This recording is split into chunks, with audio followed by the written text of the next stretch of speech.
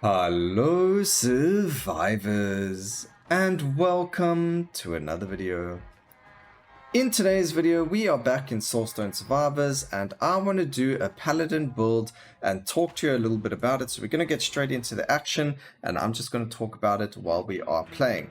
Now the first thing to note is the build we're playing uses Radiant Light, and Radiant Light has a relatively high cooldown, and because it doesn't have an innate cooldown passive, so there's no upgrades that you can get that are going to reduce its its cooldown on its own, so there's no attack speed cooldown for it. You do need to pick up as many relentless as possible. We are looking to get under 4 seconds or 4.5 second cooldown, and then it will have Radiant Light up all of the time. So that's our main goal. The next goal is to take a look at our ascension. We are going to wait for the eliminate monsters to be above 300%. We do need to pay attention to that number while also concentrating and not dying to everything around us, and that's going to give us the huge amounts of bonuses that the Paladin's Ascension gives us. So we'll take a closer look to all of that as soon as we activate it or before we activate it and go from there. But what we're doing is that the runes, the main ones are Multicast, Master and Weapon Expert. All the other three don't actually matter for the build. These two are the most important. You can do it with just the two of them, but obviously the more runes you have, the easier it's going to be. Now what we're going to be looking for is a couple of skills that run a lot better using negative effects. So we're going to be looking and searching for all different negative effect skills, and we'll get to them when we pass them. We've taken Might as just a filler for now. We will be removing it, but up to you. If you want to keep it, you can keep it. It is a very strong buff to have. Movement speed is very important on the Paladin. We are going to grab it as often as possible because we do want to have a lot of movement speed, especially to get our ascension when we are in a pickle. The Paladin gets negative movement speed from his traits, like just his passives, so we need to compensate for that and make sure we have enough movement speed going forward, just so that we are able to get to our ascensions or to the holy light as often as possible. But let's grab everything that I want to grab, and then we'll talk about our choices and why we've gone them and why they are going to be very, very strong and useful for this type of run or build. So there's light beam, that's fantastic. We're going to grab the cast speeds and cast frequency, and then the crit as well. We are running crit mastery, so the more crit that we do have, the better it's going to be for us. But now you can see we're still only on 270 enemies killed around us, so we are going to again focus on making sure we can get more kills and make sure that we know how many kills we have left until the bosses spawn.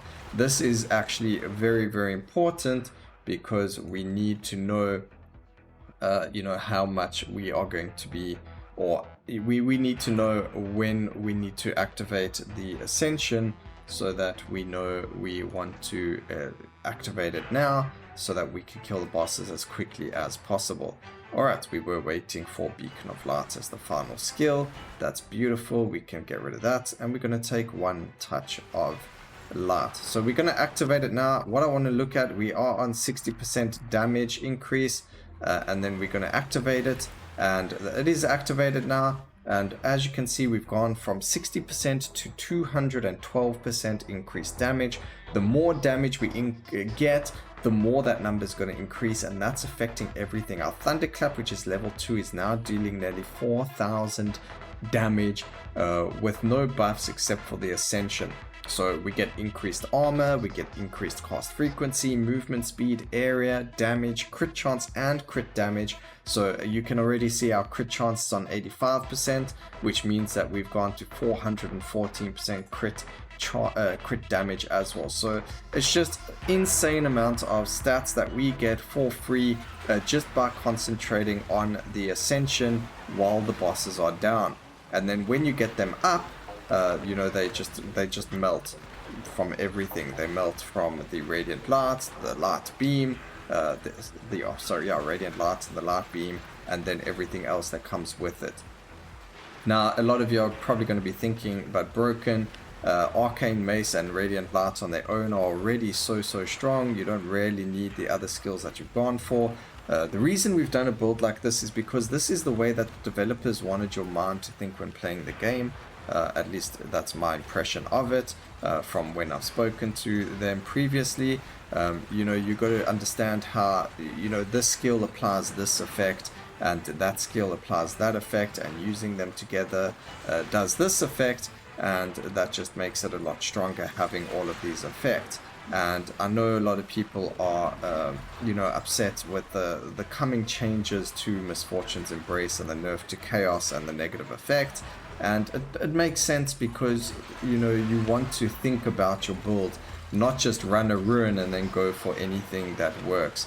So that's the reason behind it. We didn't really get our ascension up and running in time, but we do take a little bit of damage over there, and that's perfect as well, especially if you're running something like recklessness. You're more than happy to take the damage anyway, because that's going to make you deal even more cast frequency and damage regardless. You can see we've got 20 levels to now spend. We're going to go for that. We're going to grab the movement speed, cast frequency. We can grab the area of effect there, damage, expansives. Again, we can go for more flat damage. That's just going to help with the multiplier when we have it. Cast frequency, again, we want to get to below 4 seconds, or, you know, as low as possible on the radiant light, so that we've got the more cooldown on it, so it's up 24/7, so we're constantly applying exposed onto enemies as well. Now, I'm going to leave reading what each of the negative effects do to you, but the most important ones to look for in a build are going to be dazed or disoriented. We're going to be looking for fragility or weakness. They coincide with each other, so disoriented, dazed and disoriented. Dazed is the weaker version of disoriented. Weakness is the stronger version of fragility. And then we've got our ways of proccing them easier, so we've got the skills that apply them, and or we've got the negative effect chaining, like our slow to fragility from hypothermia passives, by having skills that either apply slow or grabbing the touch of ice. The next thing is brittle, which you need a skill to apply, and then confused as well. There are not skills that apply confused or there's no passives that are going to apply confused or brittle for you. You need to use skills that do that, whether it be light beam or magic missile. And so the character needs to have either holy or arcane. If not, then you can look at running exposed on different characters if they don't have the holy for the brittle. And then if they don't have that, then you just stack fragility, because that's going to increase the damage an enemy takes by a specific percentage. But otherwise, you need to know what characters can apply what. Luckily, they have added the skill detail list to character select, so you can take a look, or, you know, think of a build before actually playing it. Whereas before, you used to have to play the character and be like, oh wait, he can actually use this skill because it just showed up, where previously it didn't do that. So luckily we've got that now in the game. It really helps with theory crafting for characters. And you can also take a look at, oh wait, you know, this is slam, let me grab myself the slam inclination so I can get thunderclap much easier and faster, as well as the shockwave totem much quicker there as well. So those are things that you need to think about when you're doing it and look at. Again, even if we go over 100% crit chance, that's going to make it so that our crit damage is increased as well, and that's going to be very good. We can re-roll over there, we don't want any of those. Excuse me. Banish that, grab that, and the damage for there. Just get all the damage increases. We can grab one fragility, it is beautiful to have. It is only a 15% chance, but having hypothermia, that's increased by 5% to 20% chance. So you do want to grab a hypothermia if possible as well. And then you can see that the build is strong enough that we don't have to worry about the ascension while we're fighting bosses. So that is an important thing to look. If you mess up and you don't have your ascension up, you're still able to completely destroy the bosses without worrying about what's happening around you. Another thing to note is these negative effects that all occur around you and your character, or happen around you and your character. So what we're going to do is we are going to wait for the ascension to pop up. So we wait for it to show like there, we move away from it, and then you can run straight back to it and get the buff there and then, just like that. And then once it's up and available, or once you have it, you can keep grabbing it. You should be able to kill things very, very quickly around you, so you're not going to have to worry about that.